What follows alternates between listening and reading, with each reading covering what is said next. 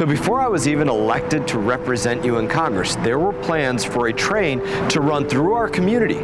It's had different names over the years, from All Aboard Florida to Brightline. It's had different ownership, but it's had the same problems no matter what they called it. And throughout my time in Congress, fighting to keep this train from disrupting the Treasure Coast way of life has been one of my top priorities. Now, over the past 6 years, I've seen a habitual issue. Brightline creates a problem, and then they ask you, the community, the taxpayers, to fix that problem after they create it. Brightline becomes the deadliest train per mile anywhere in America, and then they ask the taxpayers to fund safety improvements. Brightline closes off a major waterway, then they ask the taxpayer to build them a new bridge so that their business model can work. The current debate over regulation of the St. Lucie River Railroad Bridge is more of the same. They are causing a major disruption to pass through our community, and they're expecting us to just sit back and take it. Like over 2,000 of you, Brightline also shared its perspective with the Coast Guard. In 15 pages, they showed a complete lack of respect for our community, and they made it very clear that their only priority is their personal profits. Here's what they asked for: no set schedule for when the bridge will be up or down, forcing boaters to wait on either side of the bridge for unknown periods of time.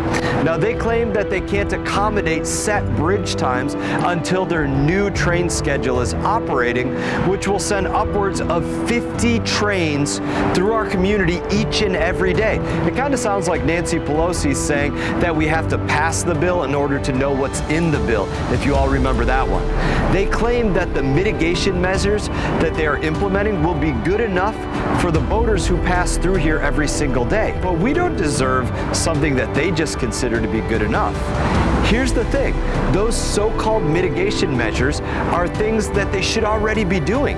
It's the basics, such as improvements to the bridge so that it can open and close in a faster rate, publishing schedules on an app that boaters will be able to access. That's the bare minimum. Installing a large electronic countdown clock for boaters as they approach the bridge so that they can see how much time before it might go up and down. That's the bare minimum. Adding an on-site bridge monitor, coordinating with the Coast Guard, local governments, and first responders about closures that could impact public safety. That's the bare minimum of what needs to be done.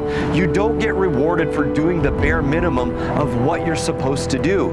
They also argued that a set schedule that keeps the bridge open for a fixed period each and every hour will create issues along the rail corridor. They claim that trains approaching the bridge during a fixed period, whether it's for 15 minutes or 30 minutes or 45 minutes, will block vehicle traffic in other places along the tracks. I can guarantee you that they did not say that to the Federal Railroad Administration when they were going through their environmental impact statements. Once again, Brightline is creating the problem and demanding that we, the taxpayers, fix it. And they're threatening to hold other modes of transportation, namely cars, hostage until that takes place. Now, it's clear that Brightline is not interested in what is best for our community, that they only want to pass through. They're only interested in what they can get from our community, not what they can add to it.